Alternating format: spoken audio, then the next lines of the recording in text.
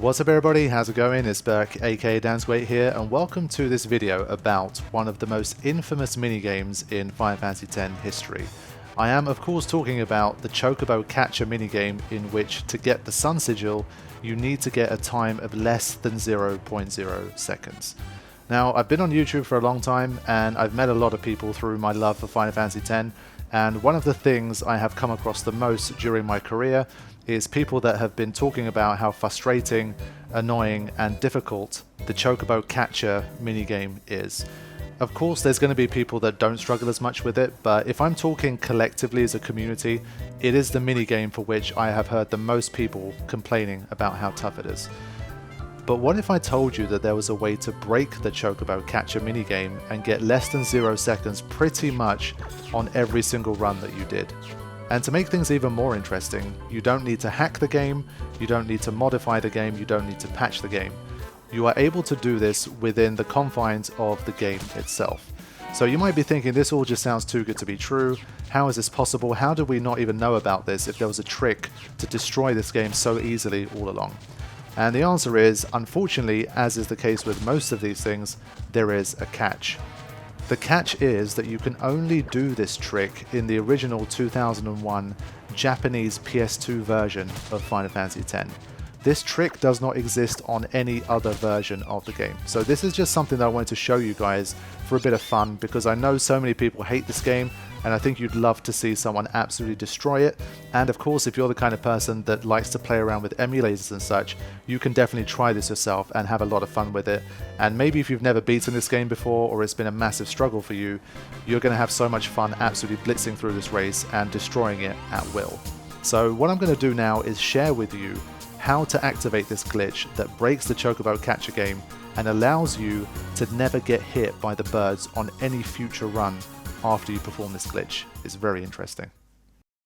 So the first requirement, like I said, is to have a Japanese version of the game. PS2 version, I'm pretty certain in the research I've done it won't work for the international version, for the US version, the PAL version, the HD remaster, or any of those. So that's the major catch, but that doesn't mean we can't have some fun, and it's not going to be interesting to find out how this works and what you can do with it.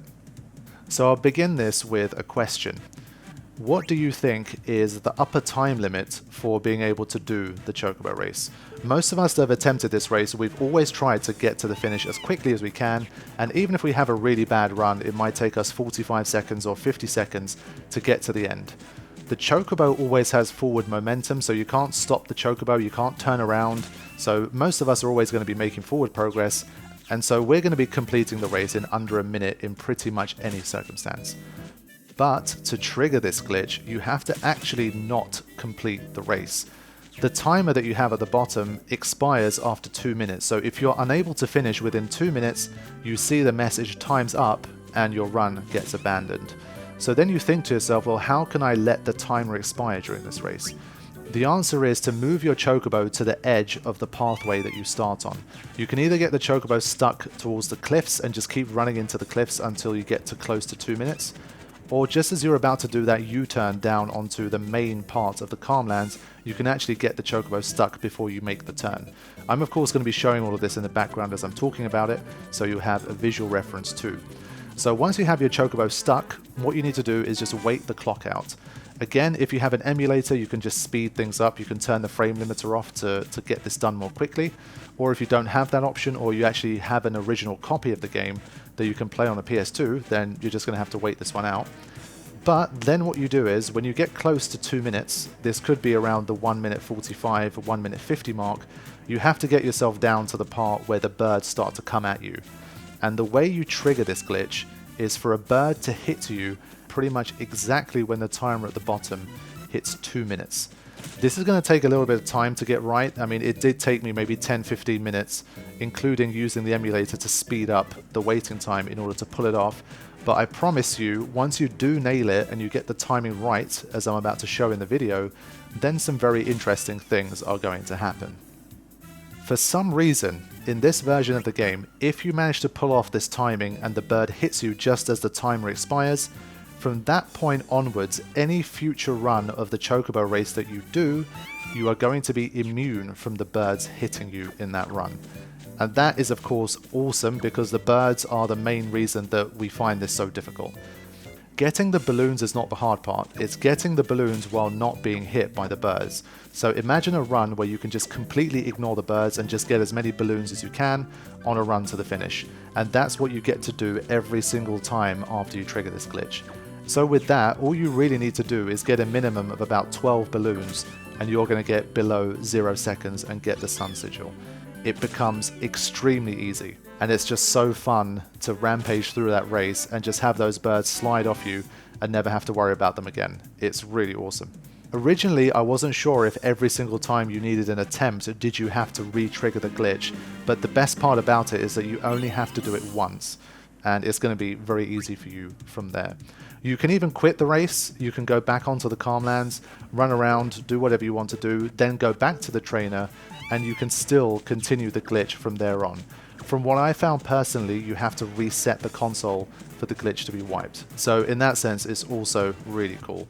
This just blew my mind. I've been researching glitches recently, and I am going to be sharing some more with you as time goes on. But this one, I was just like, how did I not know about this? This is so awesome. And because this minigame is so infamous and hated by so many, myself included, I really thought I had to share this with you guys, because Final Fantasy X is not the kind of game that you can break in as many ways as something like Final Fantasy VII, let's say, which has an absolute myriad of breaks.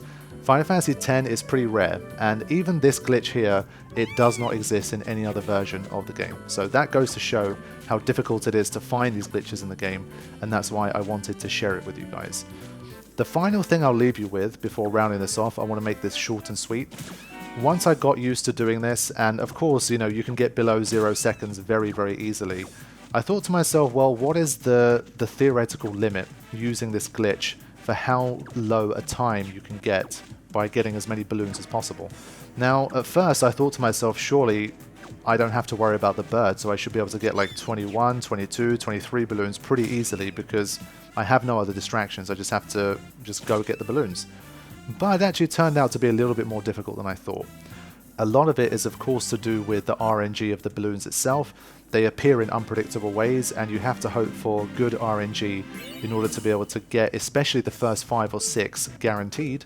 And then from there you have to pretty much nail it and control the Chocobo in the best way possible in order to get more than even, let's say, 17 or 18 balloons. So I set myself the task of trying to get as many balloons as I could in order to end up with the lowest time possible.